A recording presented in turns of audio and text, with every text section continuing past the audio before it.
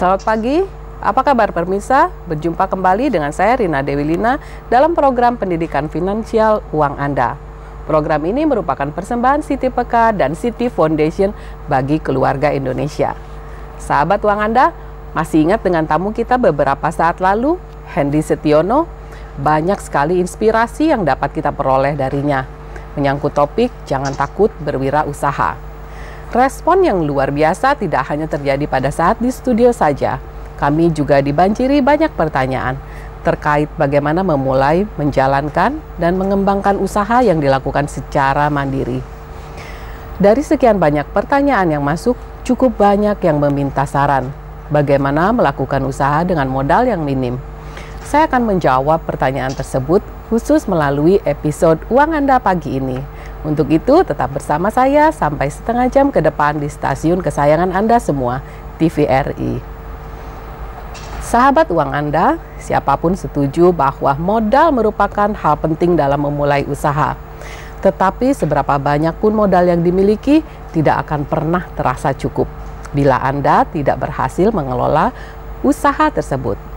Modal memiliki waktu yang terbatas untuk terus menanggung biaya produksi dan operasional usaha Anda. Sebaliknya, meskipun jumlahnya pas-pasan, bagi Anda yang memiliki keahlian atau keterampilan tertentu, banyak cara yang dapat dilakukan dalam mengoptimalkan modal yang dimiliki. Jangan jadikan modal sebagai alasan untuk tidak memulai niat dalam berwirausaha. Lalu pertanyaannya, usaha apakah yang bisa Anda lakukan dengan modal minim tersebut? Tantangan yang dihadapi yaitu menyesuaikan antara minat dengan jumlah modal yang ada. Sebaiknya peluang usaha bisa dimulai dari lingkungan terdekat Anda. Ingat apa yang dilakukan Hendy? Pada saat itu Hendy hanya diberikan modal untuk menjalankan satu outlet usaha kebab saja. Dengan kerja keras, kualitas produk yang baik, dan jeli menangkap peluang, akhirnya usaha kebabnya telah masuk ke dalam bisnis franchise atau waralaba. Jadi yakinkan diri Anda bahwa jika dikelola dengan serius, maka usaha yang dijalankan akan berkembang. Anda juga harus konsisten menjalankan usaha dan jangan menyia-nyiakan kesempatan yang ada di depan mata demi berkembangnya usaha yang dimiliki.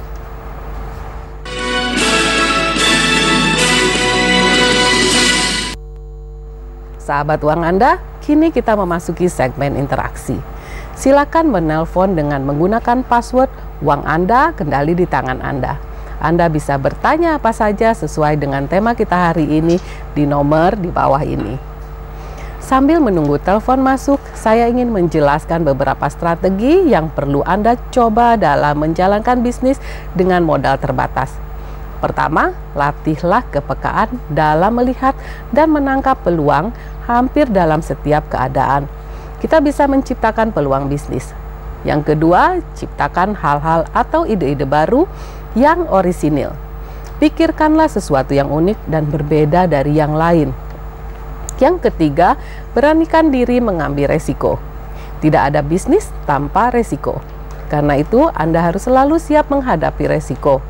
Namun perlu diingat, ambillah peluang bisnis dengan risiko yang terukur dan bisa Anda antisipasi.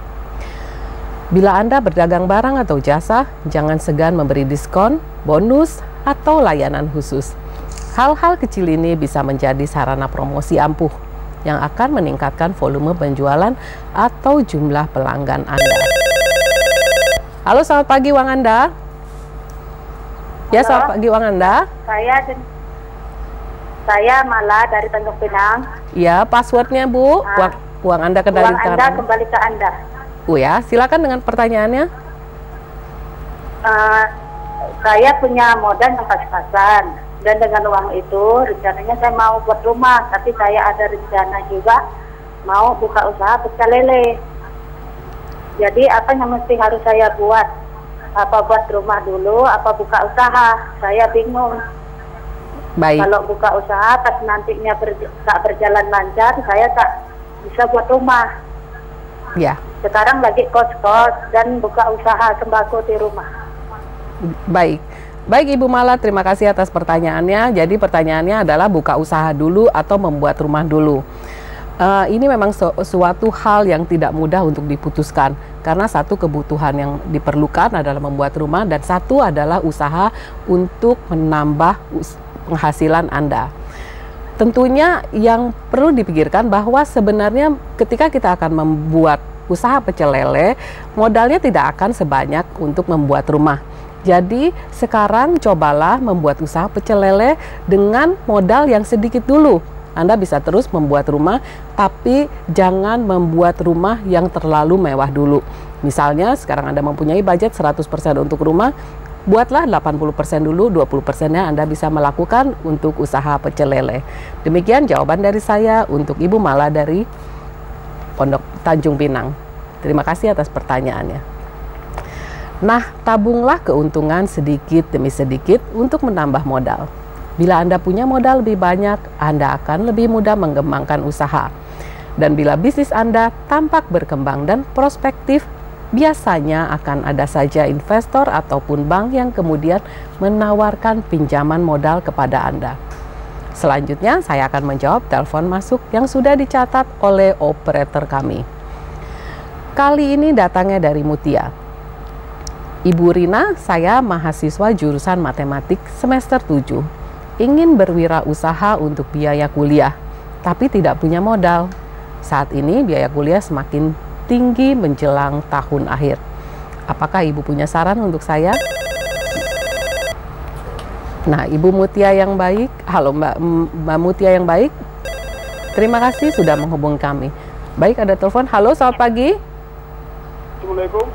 Halo, selamat pagi. Selamat pagi, Assalamualaikum. Selamat pagi, uang Anda. Ya, suaranya kecil, Pak. Silakan dibesarkan. Uang Anda, kendali Anda. Uang, ya, baik. Dari mana dan dengan siapa? Dari Bapak Ahmad. Dari Bapak Ahmad dari Pekalongan, ya? Ya. Silakan pertanyaannya, Bapak Ahmad. Ya, gini Bu. Saya kan dulu punya rintisan usaha dari konveksi. Ya. Ada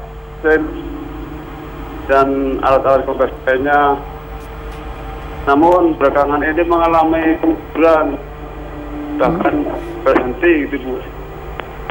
Bahkan saya sudah merintis usaha menjual barang dagangannya ke luar kota.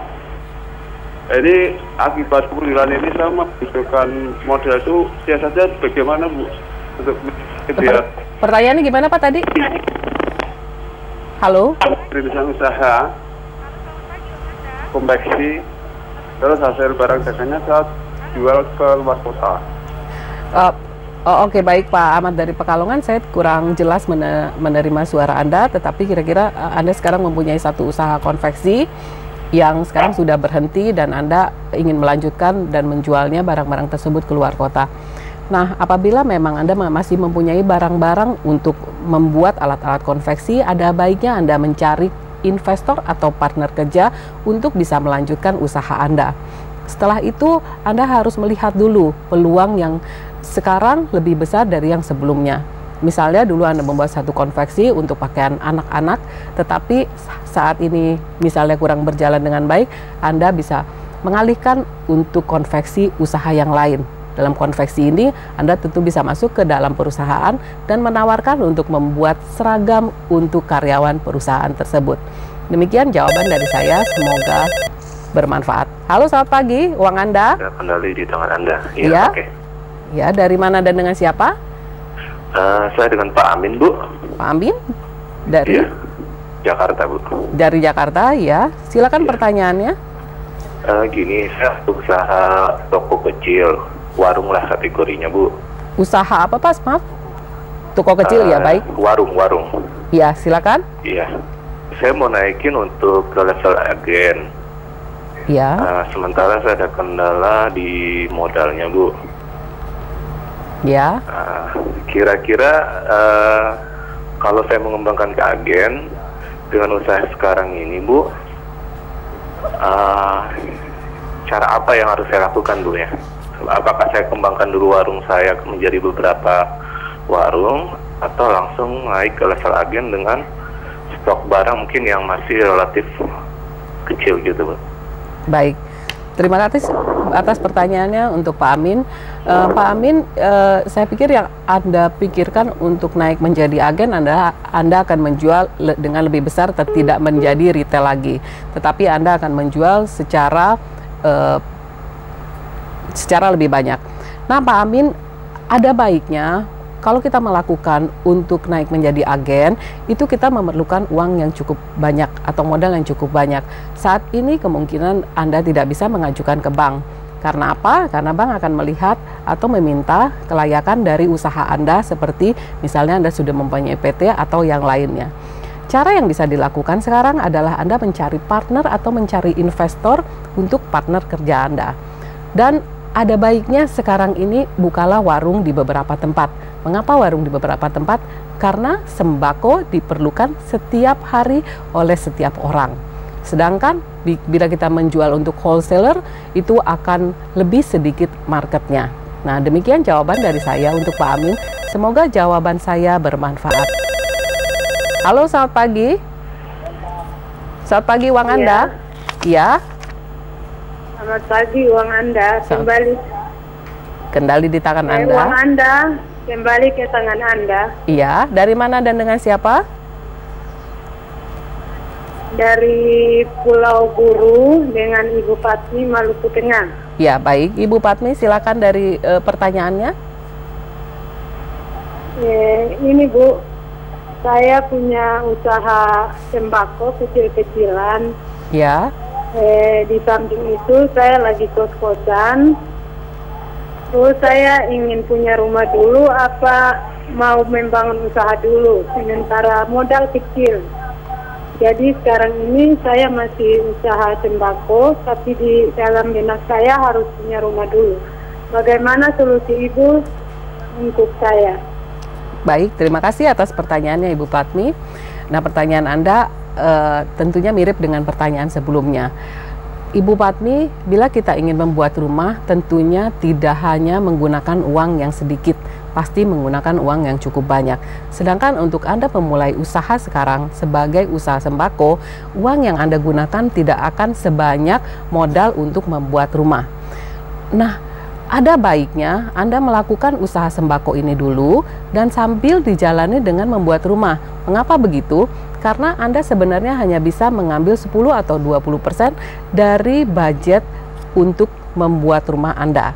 Sedangkan sembako akan menjadi aset aktif atau akan memberikan penghasilan kepada Anda. Sedangkan rumah memang sangat kita perlukan, tapi akan menjadi aset pasif. Demikian jawaban dari saya untuk Ibu Patmi. Semoga bermanfaat. Halo, selamat pagi uang Anda. Halo, selamat pagi. Selamat pagi uang Anda. Dari mana dan dengan siapa? Dengan Rizky Samarinda. Ya, silakan pertanyaannya. Saya sudah punya usaha sembako. Selama ini sudah berjalan hampir 2 tahun. Ya. Cuman saya kan udah banyak customer nih. Cuman saya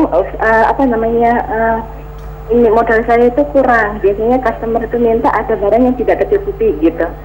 Bagaimana untuk menyiasati itu ya Bu ya? Ya, mungkin itu. Gimana Bu? Maaf pertanyaannya. Saya sudah punya. Baik, dari Ibu Rizky Samarinda, kira-kira saya akan mengambil asumsi dari pertanyaannya bahwa yang sekarang adalah usaha sembakonya sudah dilakukan selama 2 tahun, tapi ada beberapa customer yang meminta lebih besar dari itu. Nah, Ibu, apabila kita melakukan usaha sembako atau warung di rumah kita, membuat customer satisfaction atau pelayanan yang baik kepada customer Ibu, itu yang akan membuat nilai lebih daripada usaha Ibu. Mengapa begitu? Karena kemungkinan yang akan membuat warung di rumah Ibu adalah banyak atau di komplek Ibu dengan jarak yang tidak terlalu jauh. Yang membedakan adalah pelayanan dari warung Ibu kepada para pelanggan dibanding dengan warung lainnya. Demikian jawaban dari saya untuk Ibu Rizky di Samarinda. Semoga jawaban saya bermanfaat. Halo, selamat pagi uang Anda. Selamat pagi Bu. Selamat pagi. Anda untuk Anda. Uang Anda dikendali di tangan Anda. Dikendali untuk Anda. Gitu. Iya, silakan. Dari mana dan dengan siapa? Oh, dari Bu Idar dari Aceh. Iya. Saya mau nanyakan mengenai tadi Ibu menjelaskan kalau kita mempunyai modal kecil, Ya. sebagusnya kita mengambil investor atau rekan kerja ya. Ya. Nah, yang saya mau tanyakan bagaimana cara pembagian hasil kepada rekan kerja kita itu? Apakah ada peraturan tersendiri berapa persennya untuk kita sehingga kita tidak merasa sedikit sekali keuntungan gitu. Terima kasih, Surina. Baik, terima kasih atas pertanyaannya Ibu Ida dari Aceh. Nah, Ibu, untuk kita mendapatkan satu partner, pembagian hasilnya sebenarnya dari kesepakatan. Bagaimana membaginya? Bisa jadi misalnya dihitung dari besar modal yang kita gabungkan.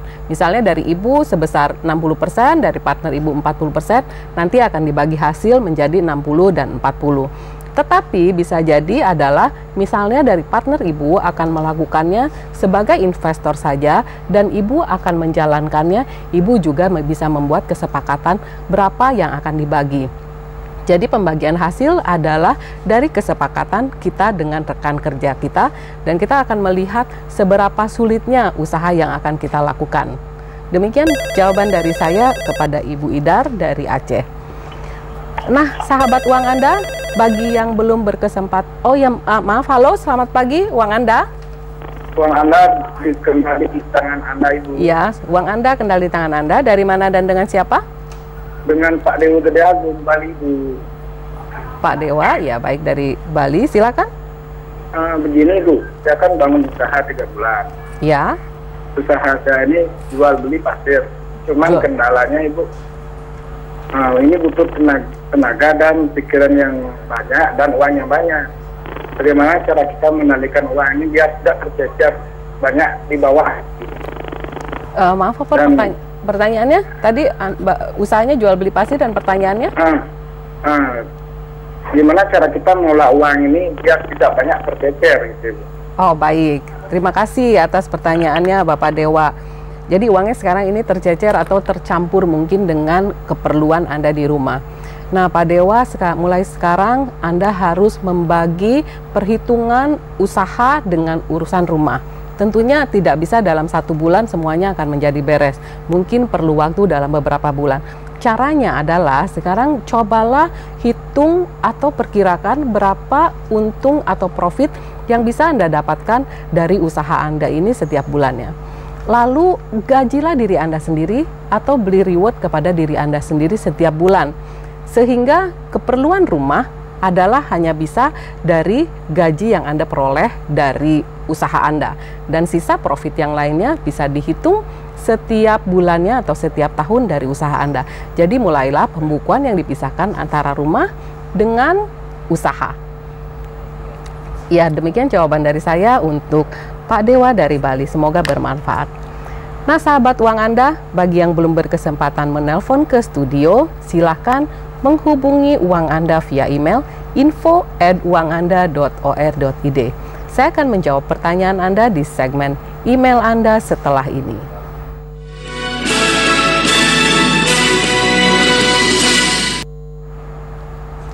Sahabat uang Anda, sekarang saya akan membacakan pertanyaan via email yang dikirimkan oleh Untung di Yogyakarta.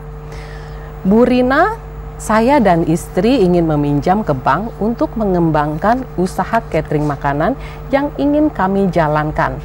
Bagaimana menurut Ibu? Pak Untung, terima kasih atas emailnya. Meminjam ke bank bisa menjadi alternatif cara memperoleh modal usaha. Hanya saja bank tidak akan semudah itu memberikan suntikan modal. Perlu Anda ketahui, bank hanya akan meminjamkan modal kepada mereka yang usahanya sudah berjalan dan menghasilkan keuntungan tetap.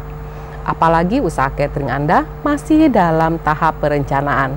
Sebaiknya Anda mencari sumber modal lain selain dari bank. Ada beberapa cara untuk mendapatkan modal. Yang pertama, carilah partner yang memiliki niat sama dengan jenis usaha yang ingin dijalankan. Buatlah kesepakatan di mana keuntungan dari usaha itu dapat dibagi sama rata atau sesuai perjanjian. Yang kedua, meminjam modal dari orang lain, seperti saudara atau kenalan dekat. Taatilah jangka waktu pengembalian sesuai komitmen yang disepakati. Dan yang ketiga, melakukan kerjasama dengan anggota keluarga atau teman lainnya yang berjiwa entrepreneur. Biasanya ada pembagian keuntungan antara pemilik modal dan peminjam. Sepakati pembagian keuntungan sesuai perjanjian. Yang keempat, cari informasi tentang sumber-sumber pendanaan wirausaha, seperti kredit tanpa agunan dari lembaga perbankan, institusi pemberi pinjaman milik pemerintah dan swasta. Yang kelima, menjaminkan barang berharga ke Pegadaian untuk jangka waktu tertentu. Gunakanlah uang dari Pegadaian itu sebagai modal usaha. Pak Untung melihat kondisi Anda saat ini, ada baiknya mulai usaha dari rumah. Anda bisa melakukan dengan sistem hantaran. Yang perlu Anda lakukan adalah promosi. Anda bisa melakukannya dengan menginformasikan kepada kerabat atau menyebarkan kartu nama Anda. Nah, selamat mencoba dan semoga sukses. Sahabat uang Anda, bagi banyak orang bisnis dengan modal kecil menjadi pilihan. Ada beberapa jenis usaha yang dapat dicoba bagi mereka yang memiliki keterbatasan modal. Yang pertama, usaha jasa. Menjual jasa merupakan alternatif utama yang sebaiknya Anda pertimbangkan jika ingin memiliki usaha dengan modal seadanya. Jenis usaha ini umumnya hanya mengandalkan kemampuan yang Anda miliki dan tidak memerlukan perlengkapan atau modal yang besar. Misalnya, penterjemah, servis komputer, dan guru privat. Yang kedua, usaha berbasis online. Bisnis dengan menggunakan media online menggunakan tengah populer di berbagai kalangan. Bahkan bukan hanya dilakukan oleh pengusaha online murni. Jenis usaha ini juga dilakukan oleh karyawan maupun pedagang offline yang memiliki outlet. Beberapa pilihan bisnis online yakni menjual produk sendiri hingga menjadi reseller dari produk yang dimiliki pihak lain. Tentu saja ada skema komisi bila Anda menjadi reseller. Yang dibutuhkan dalam jenis usaha ini yaitu website dan media sosial seperti Twitter dan Facebook untuk mempromosikan produk yang dijual. Sebagaimana halnya usaha di dunia nyata, yang diperlukan dalam menjual lewat di dunia maya sama, yakni tekad dan kerja keras. Pemirsa, demikianlah Uang Anda episode kali ini. Mudah-mudahan penjelasan saya dapat membantu Anda mengelola keuangan dengan lebih baik lagi.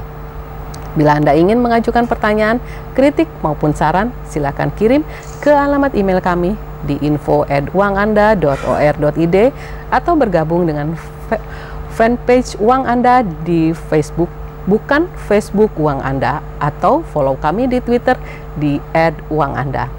Kami akan memberikan souvenir bagi setiap penanya yang mengirimkan pertanyaan paling menarik. Saya Rina Dewi Lina, sampai jumpa lagi di hari dan jam yang sama hanya di TVRI. Uang Anda, kendali di tangan Anda.